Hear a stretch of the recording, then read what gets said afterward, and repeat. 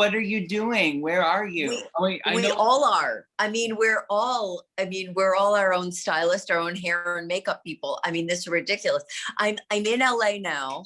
Yeah. And I'm shooting something for Ryan, impeachment of Bill Clinton.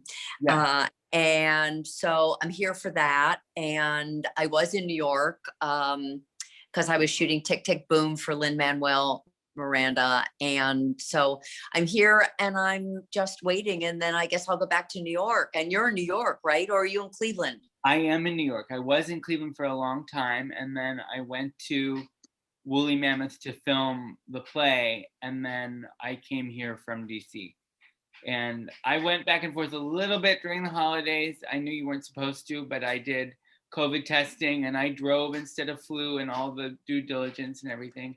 Good. And I'm very glad that I did because, what a year it's been. And even if, we have lost people to COVID, my family, but we've lost other people to other things, right? And that's the thing that I don't think a lot of people are like other deaths still happen, and everything is impacted by the world now, meaning that you can't grieve and you can't gather, and it's just so as interesting as it was to be 28 years old and back in my parents' house for 7-8 months. I'm really grateful. I thought your play was brave. That's, look, and I'm like, I'm connected through you to your family. So, yes. God bless them. But it's like, oh, honey, you're 28, 29 now. The gray is peeking through. Yes, I am 29. You know what's interesting? When's your birthday? January 3rd. Happy birthday. Thank Listen, you. When February 9th. Wait, a week ago. Happy birthday. Yeah. Happy birthday. Thank you, honey. Happy birthday to you. It's so interesting because I was watching you in the play and I thought, oh, he's grown up, not because of the subject matter, but because of your tenor, your voice, your physicality. There's something about it that's different. And I wasn't sure if you were consciously aware of that or if you were doing it for the play, or if there's something that was different and it had a maturation to it that I was very appreciative of and happened to notice. Are you aware of what I'm speaking to? I think subconsciously and consciously, it just depends on, I do know that something happened. There was a change in the performance for this production. We used to have it set at the age of 23, and I would play Ryan just out of college. And then for a brief passage in the middle of the play, I would pop out and be my current age. And this time going in, this is our first full production. We've done a lots of touring of this play around the country, some 1 and 2 nights here and there in New York. So I've been doing it since I was 23, which is why we thought for a while that it should be 23-year-old Ryan. But this time we realized, no, you are the Ryan that you are today. And that at every moment, if you are going back into a scene, into a memory, that is when you can be 22, 21, 23, 24. But for the duration, you are you. So that the play will age with me. But that means a lot to hear you say just from the outside, because you've known me on and off here and there through the years before the competition. And when I was a kid, at the stage door, and your love of me and your embrace was so immediate, and I just knew that we were connected. And I'm so grateful that we that has only blossomed through time. But that means a lot because I will tell you something.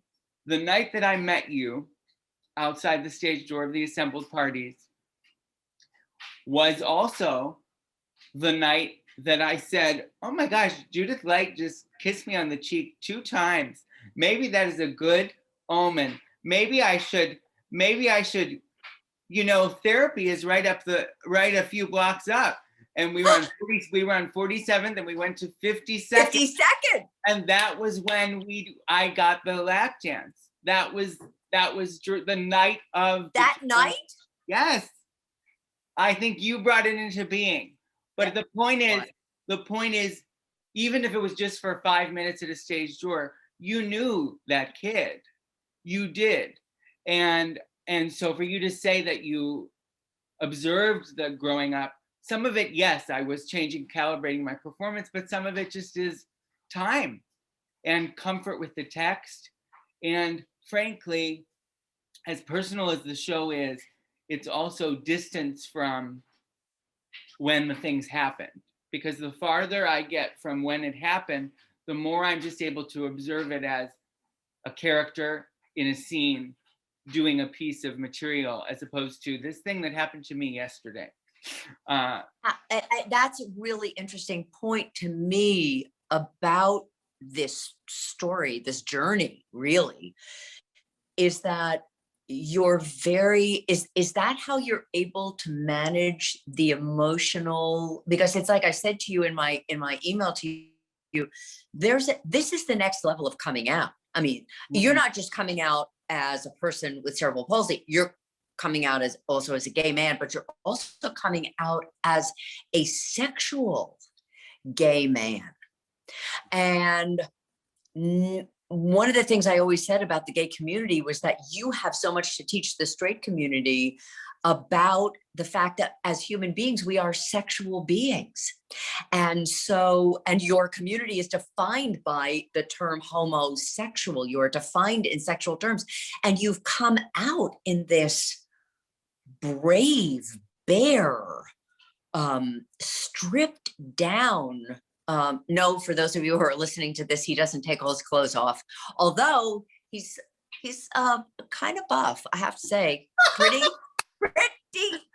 good looking. Have to say, baby doll. Buff is merely a euphemism for pandemic weight. Is what we're talking about now. You look amazing. You look great. So, but you don't take all your clothes off. But there's a stripped down person in there. I don't know how many people would be brave enough to come out in this way. Can you talk to me about how that lives in you, where that comes from? Jesus, most people are locked up for their whole lives. Well, that's a really interesting thing, because I am what you just said, that most people are locked up for their whole lives, because I intentionally am hypersexualizing myself and thus hypersexualizing the disabled body, so that the point is made very clear that this is who we are. We are hungry, we are desirable, we are sexy. And the reason I do it so blatantly is because there are no images of that. There just are not. We don't see that on the television. We don't see that in the theater and on the movie screen and in any other medium of art. I mean, it's the sliver that exists of disability and sex is so slim. And when it does happen, it's inspirational, or it's played by actors who are not disabled. Until very, very recently, I say in the play, Ryan O'Connell on his television So Special really broke a mold. And hopefully, I mean, he blazed a trail, and I hope he has opened a door for many more of us to blaze through, especially in the medium of film and TV. Because as much as I love theater, you and I both know that film and TV has a higher propensity to reach more people in a faster period of time. And I think when you see those images, then your perception of disability as asexual, which is the stereotype that we are often fighting against, can come crashing down. But the other thing is, you know, there's a portion of the play that is question and answer in the beginning, and it's kind Right. of a warm up for me in the audience that I am quizzing them on their sex lives, not only talking about mine but theirs. And that is, not only do you need to get comfortable with the fact that there's a hot guy with cerebral palsy on the stage in front of you who's going to talk frankly about sex for the next hour. I also want you to become comfortable with your own sexuality. And maybe I'm asking you questions that you know, that you've never said out loud in front of a group of people, let alone on camera, or that you've even said to your partner who's sitting across the table with you. But why is that? Why is it that we're so afraid to talk about what is really an innate human need? And especially in this time, for those of us who are single, as I am, when we're deprived of even the possibility of human contact right now.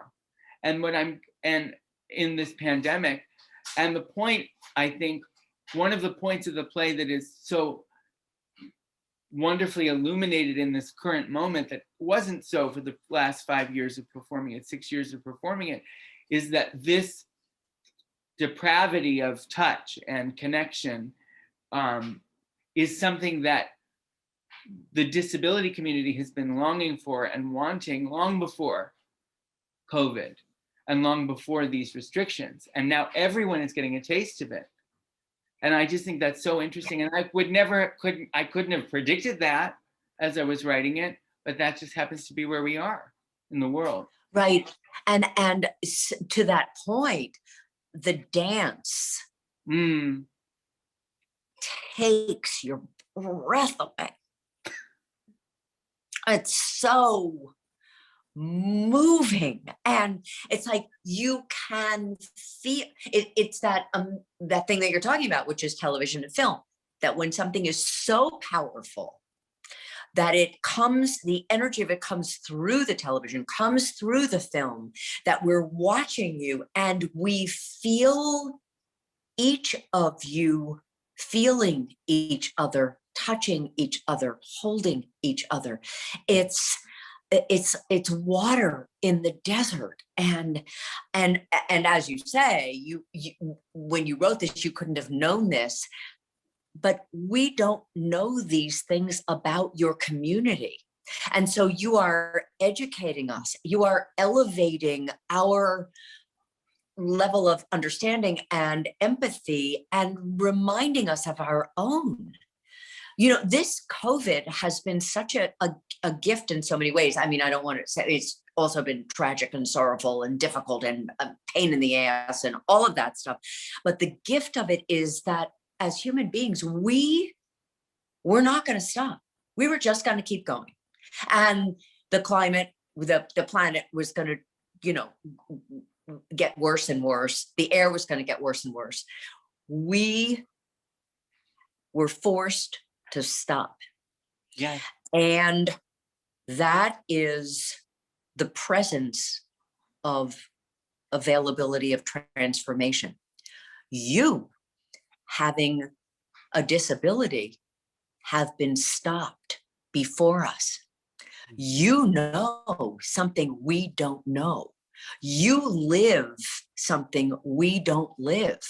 We think we can just, you know, I remember Christopher Reeve was a friend and we did a movie together. And when Chris had his accident, all of a sudden the whole world stopped and he couldn't do what he did before. So we're watching you. You're educating us about the joy of what it means to be stopped. And how does one function in the world when one has been stopped by whatever? Yeah. Do you know what I'm speaking to, what I'm pointing to? I do. I mean, I think that we are stopped not only by, you know, we are sort of dealt this hand, whether the disability comes like for Christopher in the middle of his life. Right. And really just everything is put on hold and there is a new normal and a new way of being. And that is not an experience I'm familiar with. So I can't even fathom what it would be to go through your life as non-disabled and then suddenly in a moment have that all change. But that's one of the key elements here, is that disability is a community that any of us can come into at any point in time. That's right. Christopher was 1 day, 1 minute. What, you know, I was very young when that happened, but I remember it, and I remember my parents trying to point to the parallels to me as a very little boy, that Superman, that this is what happened to Superman, kind of thing. Not that I watched superhero films, which I didn't or don't, but I knew that it was significant. I knew that it was significant. And the other being stopped is when somebody like me, who is born with their disability, and that is what we know. And I come from a brilliant, wonderful, supportive, wacky, loud, opinionated family, but all who said, this kid can have the world. We're going to give him everything that we can give. We're going to give, and we are going to wrap him in the most amount of love that is possible, and we are going to lift him up.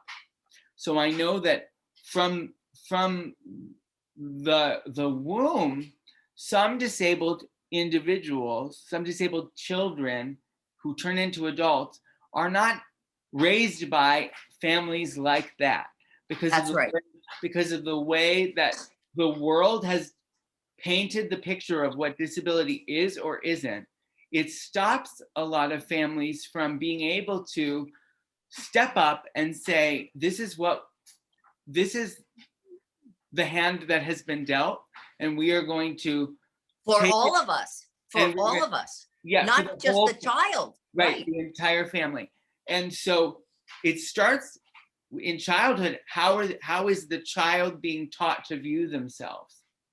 And then, even if you have, as I did, the most supportive and uplifting, progressive in the disability sense, not always in the political sense, but family that wants you to succeed far beyond your wildest expectations and theirs. Even then, it's walking into a gay bar at the age of 21, the week you met Judith Light, literally, and being stopped there. And so even being stopped because you see that the whole world isn't going to treat you the way that your family did, or the way that your friends in school did, or the way that your teachers did. The people who saw that you had something, who saw a spark or a talent or a drive and molded it and crafted it. Instead, the strangers of the world are stopping you because they don't know what to make of your difference. And that is a very, those are two different things, but it's the same sort of, one is a circumstance is stopping you, which is that you become disabled at some point in your life, which I'm just going to say it, and I say this in some of my other plays. Disability is we can all enter it at any time, and if we live long enough, we all will. We all will. So whatever you're going to do to improve life and access and opportunity for your young disabled brother or son or nephew or sister or what have you, is the same thing that is going to also help your parent when they fall ill, or your grandparent when they're just moving through their life with their walker. Like these things can be universal if we can just see them that way and not see disability as such a bad thing. The other side of it is when, even if you feel like you're on top of the world and you've been raised to believe in yourself and the good that you're going to bring, not everybody is going to be up to speed. And what's going to stop you is realizing, oh my, I may not be welcome here. I may not be welcome in every space, and I'm going to have to claim my space where I feel like I should belong. And that goes to the heart of the play. It's Yeah. like you are claiming the space of being a person in relationship. And you are accurate. Everybody has the available to them that they, at some point in time, they will become disabled, and we don't want to face those things. Arthritis claiming you break your hip, you fall down, you're older, all of those things. But we live in this place of denial as human beings. But there was something else that you do in the play that I think is another. I don't want to say this play is educational, because that takes away from it the sexiness, the glitz of it. It's not pedantic or didactic in any way. It's just completely, it's like a glass of champagne. It bubbles and it's got this fizz and this sexuality to it that's so draws you in, pulls you in. You show us something else that is so dynamic for so many of us, because we can't get ourselves there. We don't want to be that vulnerable. You see the set of stairs and you realize you know how to climb stairs. You can climb the stairs. Yeah. But you ask for help. You ask, in this, you're empowering yourself. You're showing us what it means to empower yourself. There are things you can do, and there are things that you can't do. And you also show us what it means to be not shamed by asking for help, but empowered by asking for help. Was that a dynamic that you specifically live from, talk about in the play? How do you relate to that? You're just so out there. I don't even know if you even think about these things. I'm like watching this and I'm going, oh my God, look what he's doing. This is a lesson for all humanity. Right. I think it's dependent on a person's individual experience. So there are some disabled folks who want to do everything themselves, who want to be independent, who asking for help is the very last thing that they want to do. And therefore they expect and demand a world that is structured to allow them to do things independently. But we all know, every disabled person knows, that we don't live in that world. That is not this world. That is not this planet. That is not this country. And so there are barriers, and the barriers are the problem of the society. It is not our problem. It is your problem, frankly. It is. It's what I always said about the gay community. I said, people who are bigoted against you, that is their issue. That is not, you have to deal with it for God's sake, but that is not your issue. That's that person's problem. If they want to live with that kind of feeling and bigotry, that's their issue. So it's the same here. Is that what you're saying?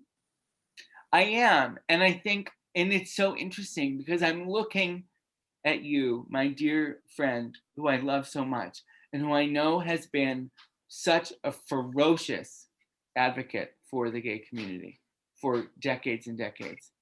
And this play can't help but also be a critique of that very community, and of the ways in which gay men in particular exclude from within ourselves. And as you know from the end of the play, I am not exempt from that behavior, from that internalized bigotry and prejudice.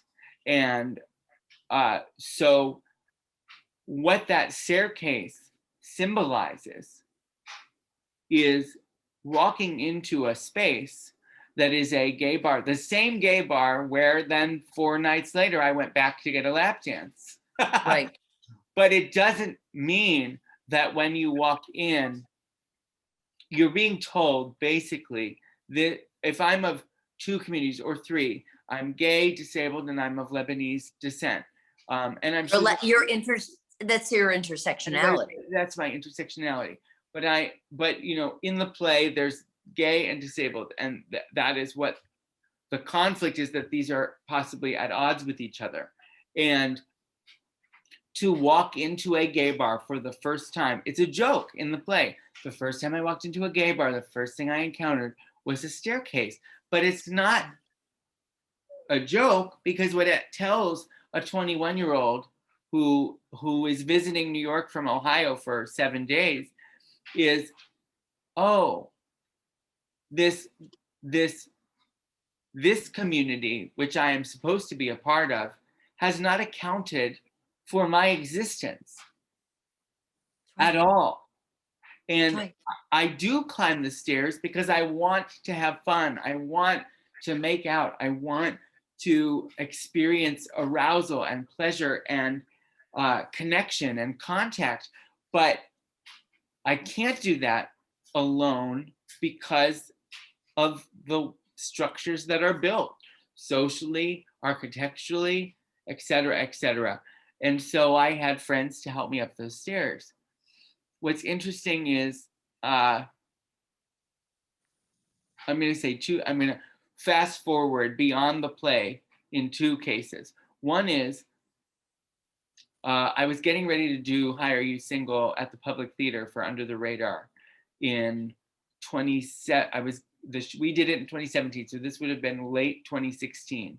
I was in Hell's Kitchen with my friend, one of my best friends who lived here at the time. And it had been 3.5 years since I walked into therapy for that lap dance.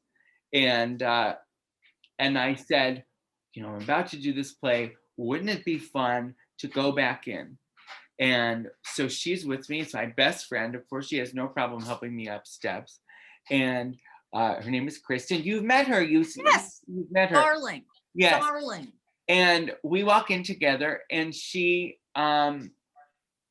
is holding my hand, and I say out loud flippantly my line from the play: the first time I walked into a gay bar, the first thing I encountered was a staircase. Here I am, more mature, more grounded, more confident in myself. And she's holding my hand, and the walker's in her other arm, and I'm holding onto a railing. And we walk one step at a time, and just the stairs, meaning stares of people's eyes, just peering into me on the way as they're coming down and I'm going up, are still so sharp and so negative. And it's sort of like kind of either it's fear or disgust or confusion, none of which make you feel welcome as a human being. So we got to the very top, and I turned around and said, let's go. I've had enough. We didn't even sit. We didn't have a beverage.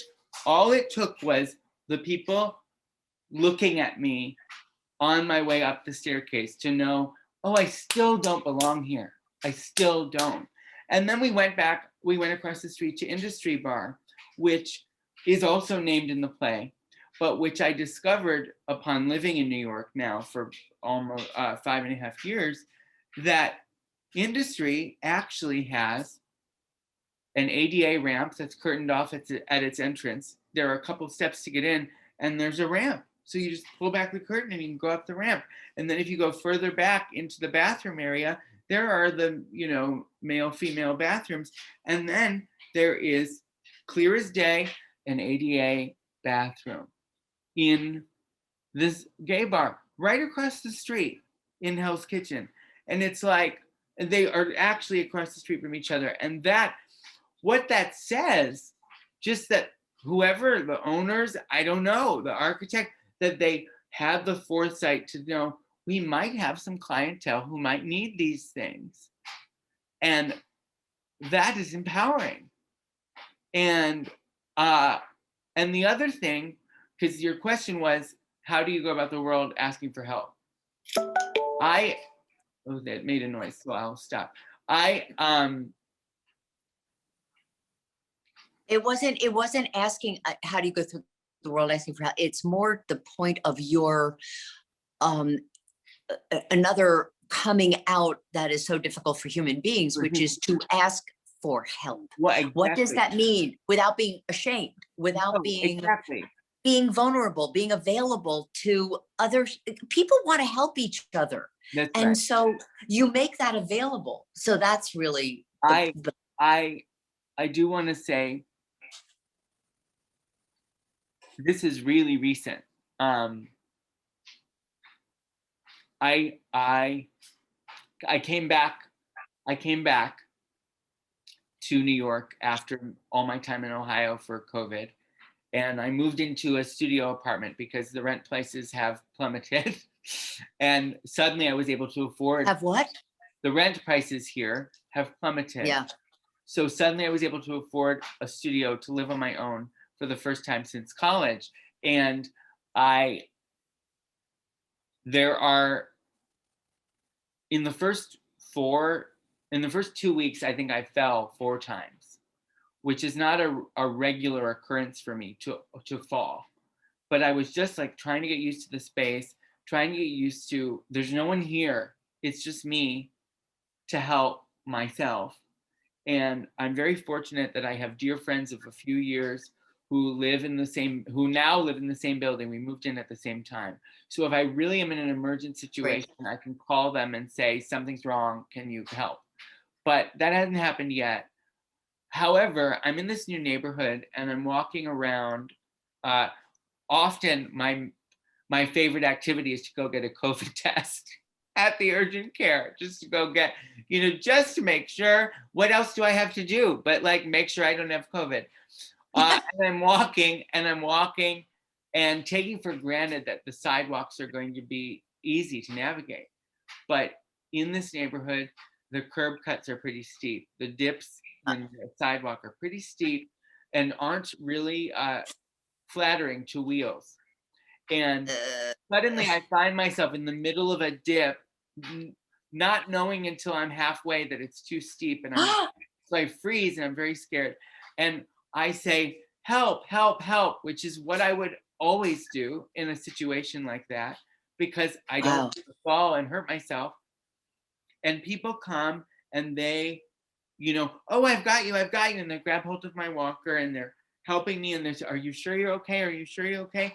And you look up and you see what is also on your face. That person is wearing a mask. That person is wearing a mask because we live in COVID land now. And what would have been me asking for help a year ago in the subway train when the elevator is broken and I need to go up the steps or whatever it is now like even bigger ask to say to strangers who are not supposed to touch other strangers, will you help me? But I need the help, and they see that I need the help, and they don't. That's the thing. In a situation like that, the human instincts of protection and care for each other, compassion, step in. And whatever rules we have, I mean, masks are there, we're wearing masks, but they break that 6 feet to help another person. And I don't take that for granted, because if they hadn't done that, I probably would have fallen into the street. And I just realized that like they are taking a risk to help me, and that is, so it's even more meaningful now. And I think we're conditioned now to say, even more than before, we can't ask for help because we can't talk to strangers, let alone touch them. Right. But sometimes you just can't help it. You just can't. Right. And do you, yeah. I mean, I'm so struck by the way you think about things, by the way you think about what that might mean to another person. Not just yourself and that you're in trouble or you need help or whatever.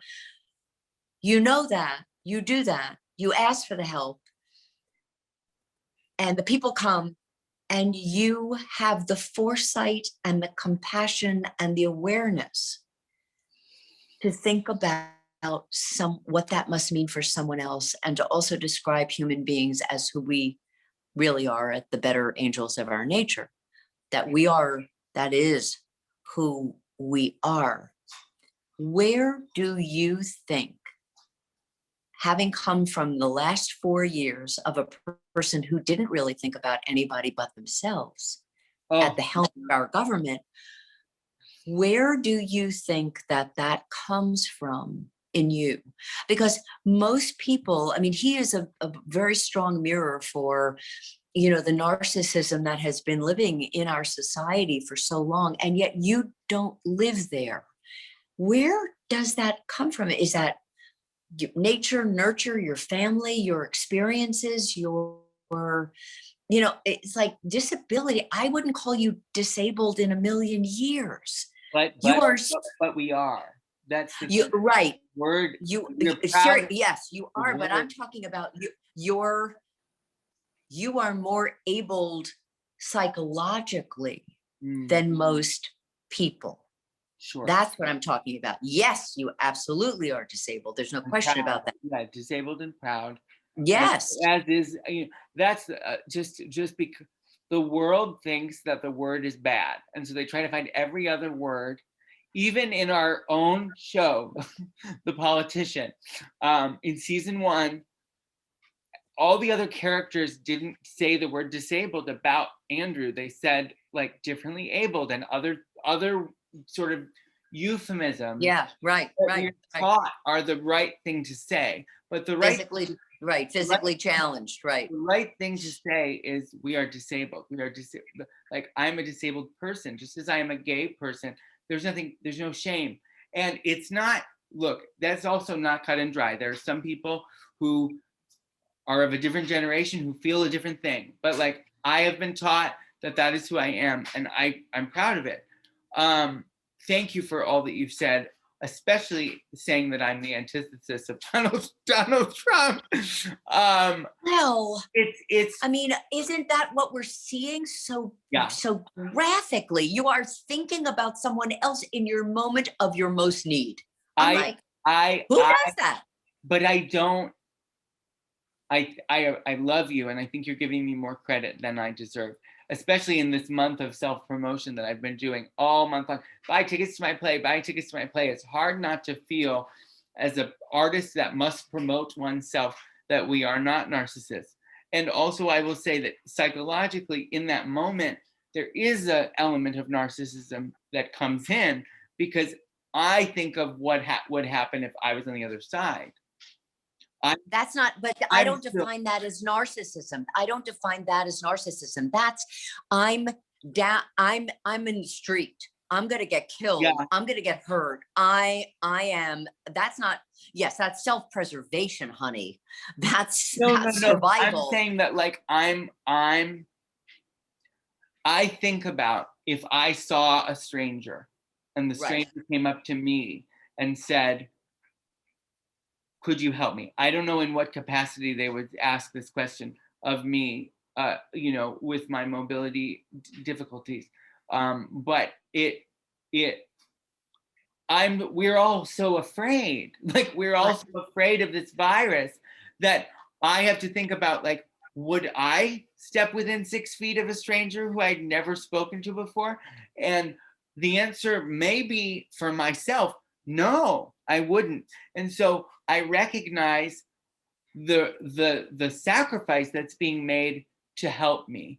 And that is why. Right. I'm speaking to the fact that you recognize the sacrifice, that you notice it. Most people do not notice it. And by the way, sweet, darling, fabulous friend, I am not giving, these are not compliments. These are truths. These are, my experience of you is that you live these truths that actually are they're so prominent in the play. They're so elucidated, and you illuminate them so clearly in the play. So when I say these things to you, I I'm saying them out of, double-headedly. I mean, I'm talking to you, but I'm also noticing that when people tune in to see this, and they absolutely should see this. People need to see this play on a multitude of levels. But when they see this, I want them to know, I want them to have this, if they see this, have this dialogue in their mind, because I think this piques their curiosity. I think this is an inquiry into a life.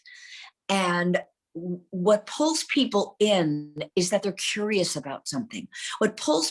Curiosity leads to the highest level of creativity. If you're curious about something, you are looking at it through all kinds of different lenses. And that's what I say when I watch you in this play. There are a million different places that you are exposing all of us to this very rich life discovery, uncovering, evolving. I mean, that's what I began with. I see you evolving.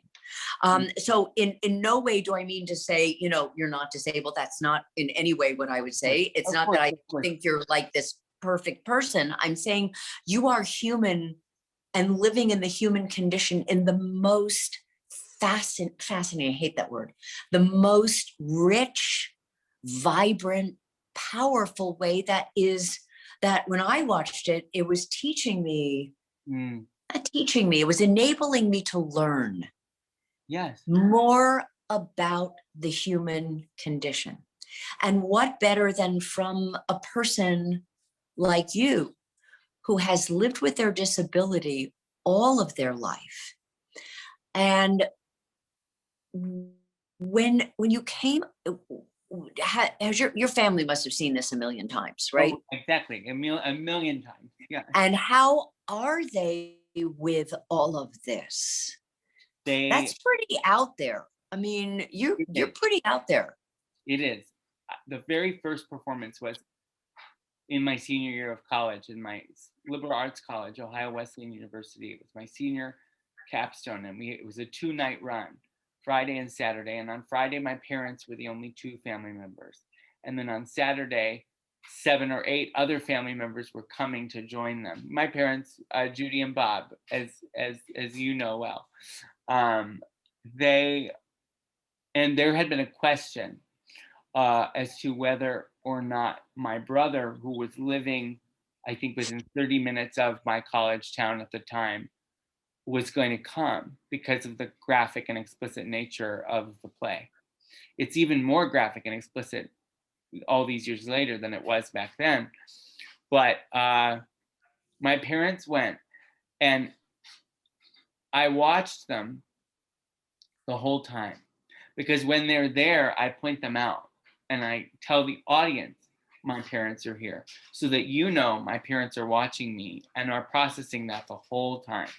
But so I say that when they're there, and I knew exactly where they were sitting, and every time the audience would erupt in laughter, they would wipe their eyes with tears, because they were so overwhelmed and so proud, and they knew that the story was so much more than my son is in his underwear rubbing his crotch. It's way bigger than that. And so they told my brother, when they got to his house where they were staying overnight, they said, if you don't show up tomorrow, you're a fucking asshole. You're going to come to the show. And my parents have seen it more than anybody else. They've seen it, 18 times over 6 years. And all of my family members to this day, even with this filmed recording, will say that opening scene is uncomfortable.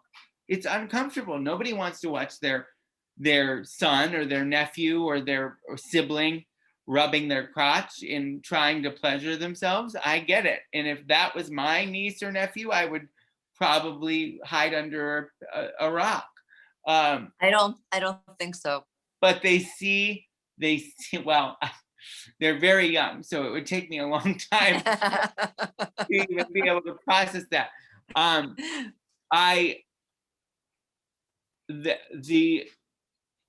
they see that it's bigger than me, and that it's bigger than a sex scene, and that it's bigger than that what I am doing and what I'm trying to say has deep meaning and impact and affects people. I mean, especially if you've seen it 18 times, you've watched 1,800 people react in real time, and you've seen the play grow and evolve, and that, you know, they realize that it isn't just a shallow thing of, oh, I can't believe your parents were watching you talk about sex. It's so much bigger than that. But the audience reaction of, I can't believe your parents are watching you talk about sex, takes us back to, are you comfortable with your own sexuality, audience member? Right. Like, Right. and so I'm just really grateful, because if I didn't have the family that is as supportive as they are, I don't know that I would be brave enough to go out and tell stories like this. If I didn't know, if I didn't. So that's interesting. So that goes to the question of where did some of this come from? Some of it comes from you, because you're you. Yeah. And you know that you are compelled to tell these stories and tell your truths. But it's also that you have been supported That's by right. really great people. And I think that that's an important point to make. And I wanted to go back to something that you said, and I really love the way you are framing the whole thing with your family and your parents, and that your parents really said to your brother, you just, you get over here. Yeah. You just show up. You show up for people. And you said this thing about, I guess we're all narcissistic, because, here I am hawking, selling tickets to my show. And it's like, it's like, I just don't frame that as narcissistic. I frame that as, this is called show business. Okay. So you have the show that you've done at the Woolly Mammoth, which is like, okay, we love Woolly Mammoth, by the way, DC. Thank you very much, Woolly Mammoth. Great theater, fabulous theater. I mean, I was at the Kennedy Center doing a play there years ago, Washington. Is that where such you a theater Hedda? town. What, honey? Is that where you did Hedda? No, I did Hedda at the Shakespeare Theater for Michael Kahn. Okay. I love that you know that. You're so sweet. And then I did before that, I did Wit at the Kennedy Center for, right. Yeah. I would have lost my mind to see you in Wit. Oh my. Well, that's a whole other story. But what I wanted to go back to say to you is, yay. Well, I mean, DC is such an incredible theater town, just so great. And Woolly Mammoth has such a fabulous reputation. So what I was going to say is, here's the show and here's the business. You got to be smart and you got to do business. And it's not that you have to sell tickets to this, although that would be great. What I'm saying about it, and the reason so much of my thought about making sure that I got to talk to you about this, is so that this is so much bigger than just this play. This is this conversation. This is this dialogue.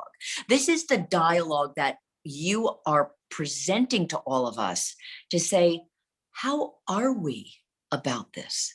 How are we about our disabilities, our shame, our sexuality, our relationships? Now, I want to ask you, where are you are you doing Grindr? I mean, Tinder, what, Cupid, okay, Cupid, where are you? What are you doing?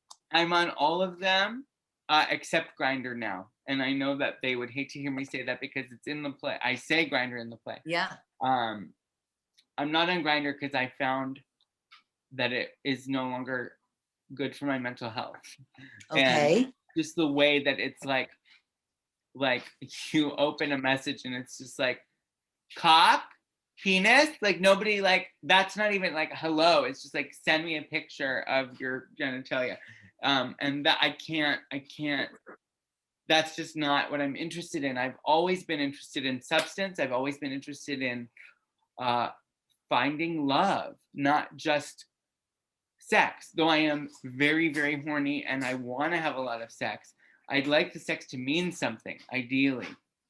If that means it's a romantic partner, that I'm looking for long term. That's the goal.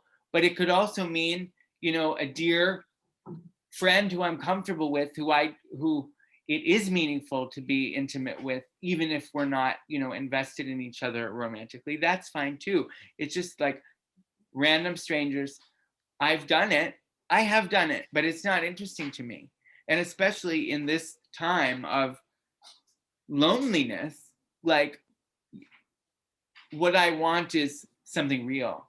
And how do you find that now is through your phone. I mean, to whatever degree you can. And I am, you know, talking to various gentlemen and hoping that somehow I can find romance out of this, whether it comes during, which I know it has for some folks, have found love during the pandemic. I have not been one of those people so far, but I know that there is a great love of my life that is on his way. And whether he comes tomorrow or next month or before or after the vaccine or a year from now, hopefully when this is behind us, that gives me comfort knowing that there is a chapter that's coming, and I just have to prepare myself for that and for that person. And maybe it's more than one person, you know, maybe the next person is not going to be the one that I'm ready to be with forever, or the next, but eventually my goal is love, long-term love. And you know, there are other stories and other plays. There's a companion play to Hire You Single, which I hope when the play finally comes to New York, that they can happen in repertory together, and you can see the younger me and the older me, and kind of just continue the journey of this search for real, whole, carnal, passionate, but truthful and deep love. And that brings me to what I think is a question I have for you, because I know you've been in a long and healthy and committed and beautiful marriage. And I got to meet Robert last year, right before all of, you know, right before or during, however we want to frame it. Yeah. And what a gift of a man he is, and of a woman that you are. Thank you. Was the journey to finding that relationship and that person for you, was that an easy journey, or were there lots of bumps along the road? And once you found it, I know that, you know, the work doesn't stop, and that it's a constant reinvention and a constant it's a job to maintain love with someone, and you have done it. So I just would love if we could end with you sharing a bit of Sure. advice, Sure. or just, you know, what has love meant to you in this time and in the last decades? Right. It's thank you. And I would start by, it was funny because I was going to ask you, you're saying you're looking for love. Yeah. And I was going to say to you, what does that mean to you? Because until we name something, we can't, it's somehow amorphous. You know, I'm looking for love. What does love mean to you? Mm. And one of the things that I've discovered through the years is that love is coming to accept, and this is toward yourself as well, is loving. Love is the acceptance of all of who you are and all of who you're not. Mm. Mm. Mm. That you treasure, cherish, respect, honor all the things that you are, the other person is, and all that you are not, and all that they are not. I would say not being defensive, talking about everything, dialoguing about everything is really essential. One of the things that somebody once said to me, which I thought was so valid, was, there's this old New Yorker cartoon that it's these two old people and they're sitting in a Chinese restaurant and she's speaking and she says, the caption on the bottom is, she says to him, "It's not the egg roll, Harry, it's the last 20 years. So it's, so people don't really need to fight. You fight because there are things that have not been said. It's the unspoken. So all of that stuff about the squeezing the toothpaste from the bottom and all of that stuff that people have, it's like, you so fucking annoy me. Well, it's partly because you've never said, it just troubles me so when that happens. It is taking responsibility and not blaming someone else. In other words, it's like, you make me feel, no, nobody makes you feel any way. It's like when Robert and I are in the middle of it and we're having some sort of go at each other in whatever way, because the things have not, if you don't talk them out, they get acted out. Right? If they don't get talked out, they get acted out. So we probably had not communicated about something. And I say, you do this. He said, no, I don't know.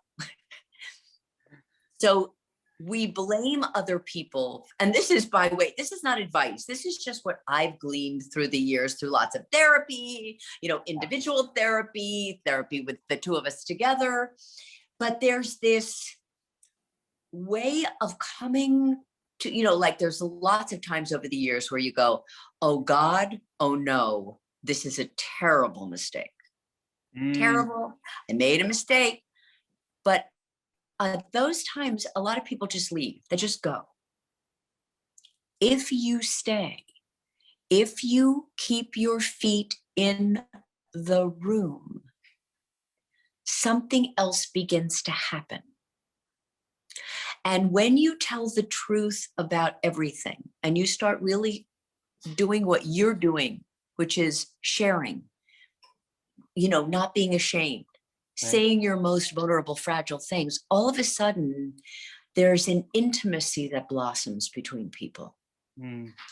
So that you're growing in your intimacy in all different ways as time goes on. So everybody says, it's not like the honeymoon anymore. It's not like the beginning. Well, you want it to be like the beginning? Operate like you did in the beginning. Be the person you were being in the beginning.